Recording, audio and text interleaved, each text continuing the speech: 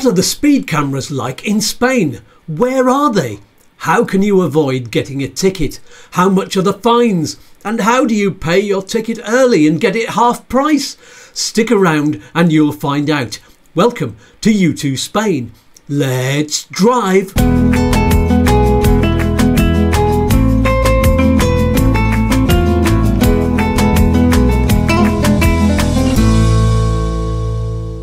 Hi, Skatz here from YouTooSpain, and while I take you on a journey up and down the A7 motorway along the south coast of Spain, I'm going to tell you about speed cameras, speeding fines and a few more traffic related things that you need to know if you're driving here.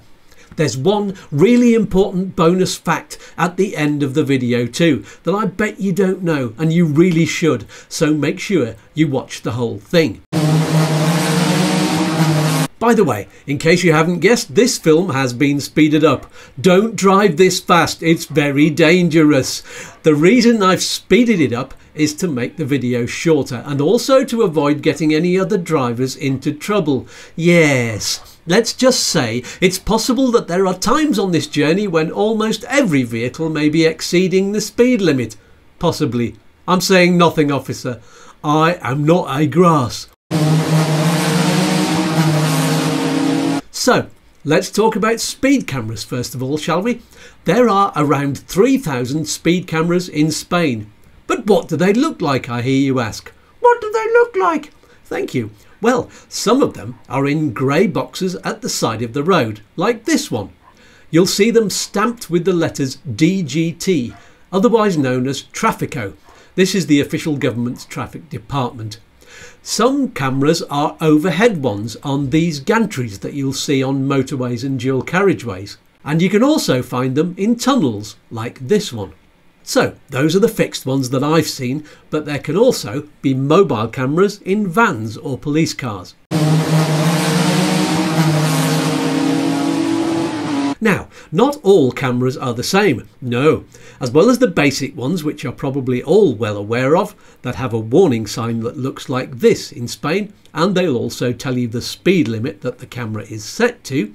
Just like in the UK, there are also average speed cameras or stretch radars, and they record your speed between 2 points and take the average.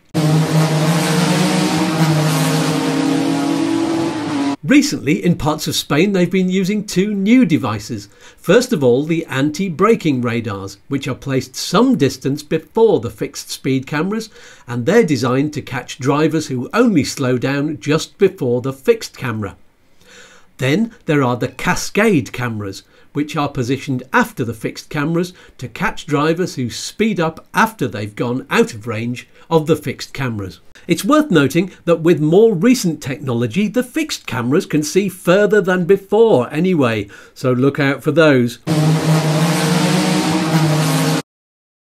These anti-braking and cascade cameras are being rolled out across Spain, so watch out for the warning signs. Is this fair, I hear you ask? Is this fair?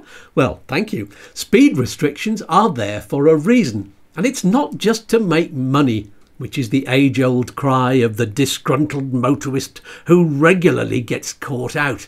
Yes. I asked the question earlier, how can you avoid getting a speeding ticket? Well, the obvious answer is to keep below the speed limit, something which far too many drivers don't do in Spain, in my experience. And for those of you who will immediately blame the Spanish for being dangerous drivers, I have two things to say. Number one, how can you tell which drivers are Spanish? You can't tell from the registration number. Just because it's a Spanish car, it doesn't mean it's a Spanish driver, especially in the coastal regions where the population is quite international. And the opposite is true if it's a hire car. It doesn't mean it's not a Spanish driver. And number two, when I had an insurance broker on the live show not long ago, she said that insurance companies seem to be giving better premiums to UK drivers compared to Spanish drivers because they have a lower accident and speeding ticket rate. So, on the one hand, how do you know? On the other hand, there is some evidence. Hey ho. How much are the speeding fines, I hear you ask? How how much are the speeding fines? Well, I'm glad you asked. Spain has a different system from the UK, for example. Instead of giving points, they take them away. You start with 12 points on your licence, and actually if you don't lose points for a couple of years, you can get some added on, which is a bonus, and presumably you can get reduced insurance for that. The other difference from the UK system is that not all speeding tickets involve points. For the less serious offences, you only get a fine. Let's have a look at this chart, which shows what you get depending on how much faster than the speed limit you were going. For example, in a 20 km/h zone, if you're doing between 21 and 40, it's a €100 fine with no points. And it's the same margin of 20 km/h higher up to the 50 limit. Once you get up to the 60 limit and beyond, you've got a margin of 30 km/h higher. So that's not too bad. No points, but it does hit your pocket hard if you keep on speeding. That's a big incentive to slow down, as far as I'm concerned.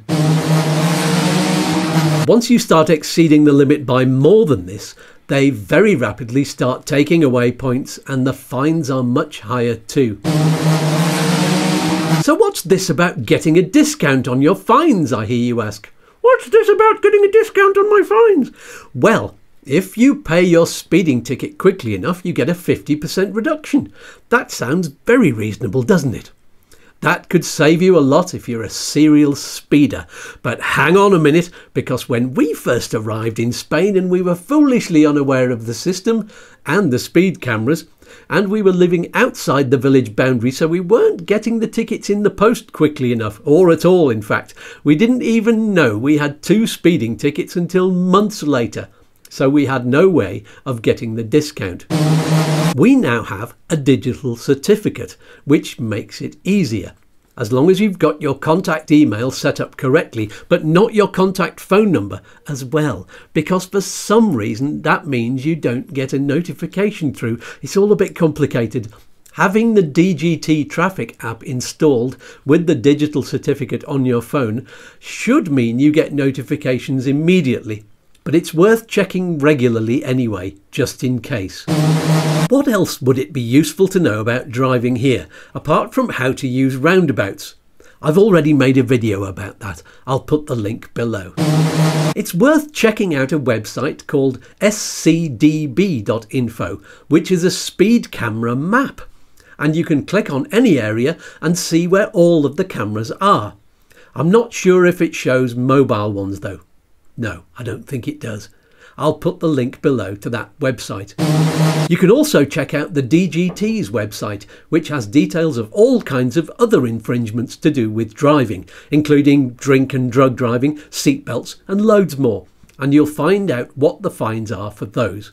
And you can find out how to pay your fines and who to pay them to, because not all fines get paid to the same place.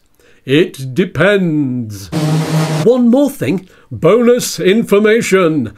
There's a rule you might not be aware of. Did you know that you should not put shopping bags on your car seats? No? I bet you didn't. But it's true. You can get a €200 fine for that. Apparently, if you stop suddenly, even if the bags are secured, individual items can be thrown forward at 40 times their own weight, which can cause serious damage. Even toilet rolls at that speed can do you an injury. Just imagine. So make sure you put your shopping in the boot of your car.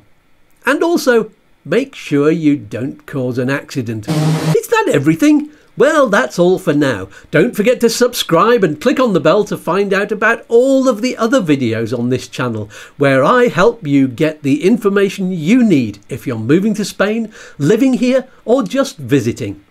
Take care, drive carefully, see you soon, peace and love, peas and fluff, let's drive!